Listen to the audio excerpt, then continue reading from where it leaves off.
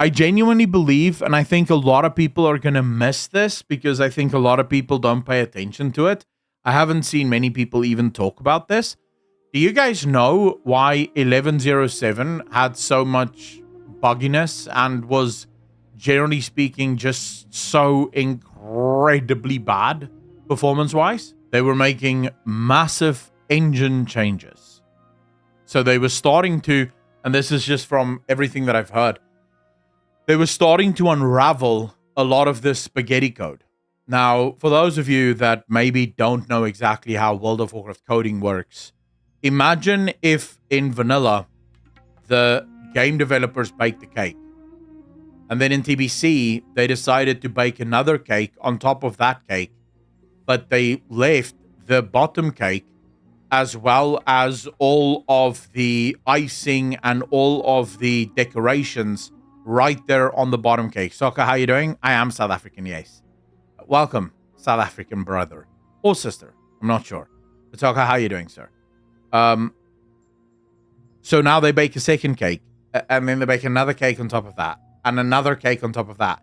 So we're now in the 11th cake that is being built on top of the first cake with all of the decorations and everything.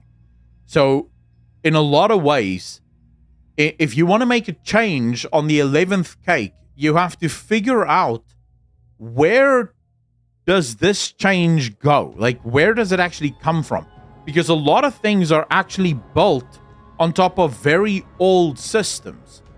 So I was thinking about this. I was actually talking to someone that knows a little bit about coding about the logs, the DPS logs in World of Warcraft, and why the DPS logs are the reason for all the lag.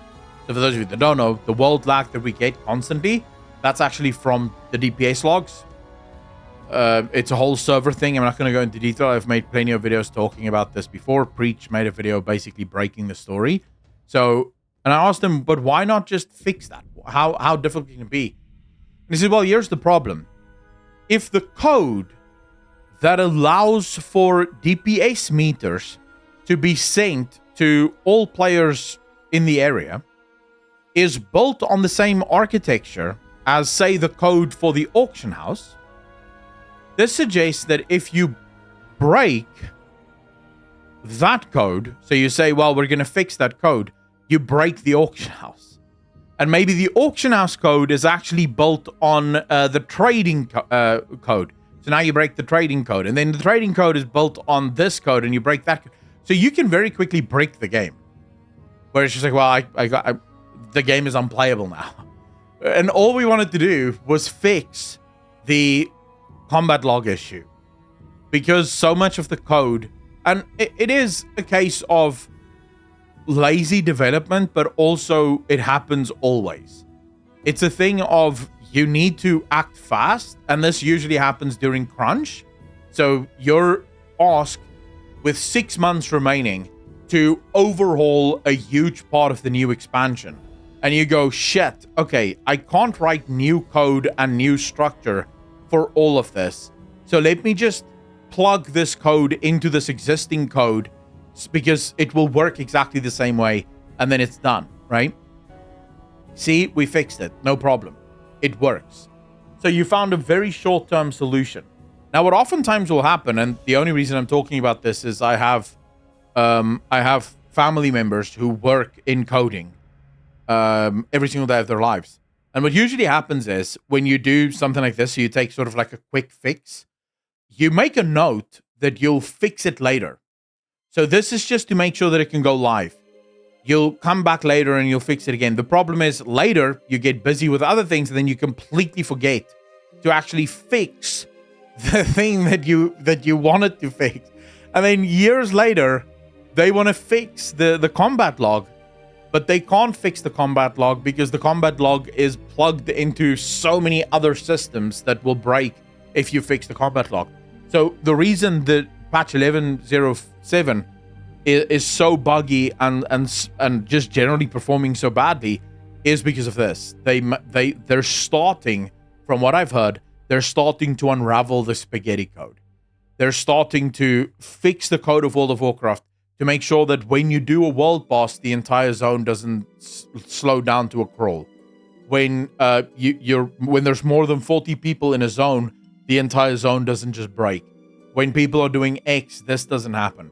So they're starting to do that. Now, why is that significant to a conversation of a world revamp? Well, you will not have a world revamp unless the corresponding foundational code is ready for it. Because a world revamp, all it will do, and for those of you that need a refresher of that, go do PvP in Classic and realize that there's no issues. There's nowhere near that amount of lag. Classic, I remember playing in Classic and there'd be 200, 300, 400 people fighting each other at the same time and you'd have no lag whatsoever. So why is there lag now? Well, it started with one of the big graphical updates. See, so as more resources are being streamed from the servers, as more resources are going into the game to make the game more believable, to update the physics of the game a little bit better, and all of this, those spaghetti code issues now start to bog down the game. So it starts to really drag down the game. And this is why they need to first fix the spaghetti code before they can release a major world thing, right? A world overall. With that said, I'm not entirely sure how an overall a revamp on the world will work, because it's always going to come down to, is it worth spending resources? Now, the way I have said before, and I'll say it again, I think the sagas are probably one of the best ideas Blizzard have ever had. And the reason for it is the sagas actually allow for Blizzard to revamp zones one by one. So we already know that in Midnight, we're going back to Quel'Thalas. Quel'Thalas, Silvermoon City, that entire area there is one of the oldest regions in the game that has received no upgrades, love, or anything in its entire existence since DBC really introduced it. And I think Blizzard is going, right, if we set the new expansion there, we can do a full-blown revamp of that area. Because remember, ordinarily, what would Blizzard have to do with a new expansion? A new expansion comes out and Blizzard have to design a whole new continent for this new expansion, right?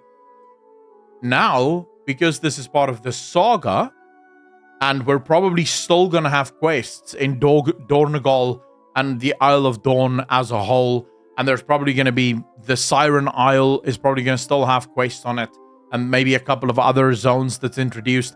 So all of this being part of one expansion means that area that we're now going into Quel'Thalas is the new continent. So you don't have to split your resources between, do we make a new continent or do we upgrade and revamp an old zone? Well, the old zone is our new continent, so we can put all of our resources into upgrading and updating that zone. And I think that's what we're getting. And I think we're going to get the exact same thing in The Lost Titan. I think we're going to get the exact same thing everywhere.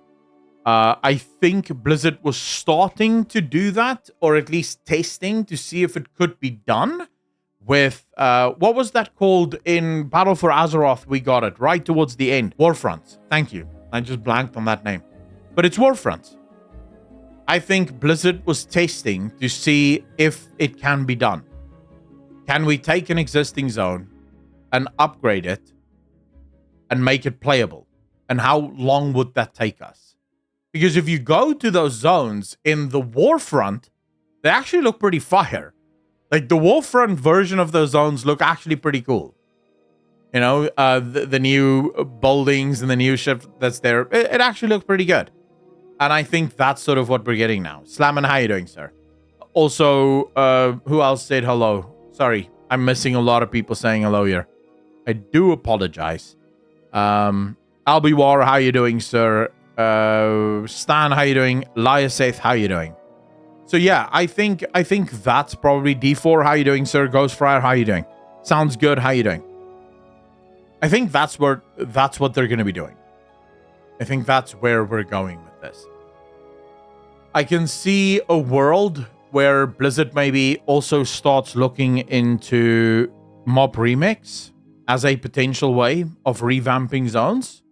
So now that we have the remix sort of blueprint done, we can always get those developers to revamp the zones as well.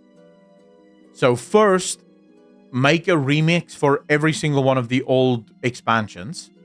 So TBC remix, Wrath remix, or Northrend remix, Cataclysm remix. We have Miss Pandaria remix, Waters Draenor remix, whatever, right? So you keep making these remixes. Once you have all the remixes done, then you get those same developers, because this is a special team of Blizzard developers. You get them to do the graphical upgrades. So they upgrade those zones and bring them into the new revamp state. So you sort of have way more levers that you can now use, way more departments that can be utilized to upgrade and revamp the world. I would be surprised if that isn't exactly what Blizzard is going to be doing.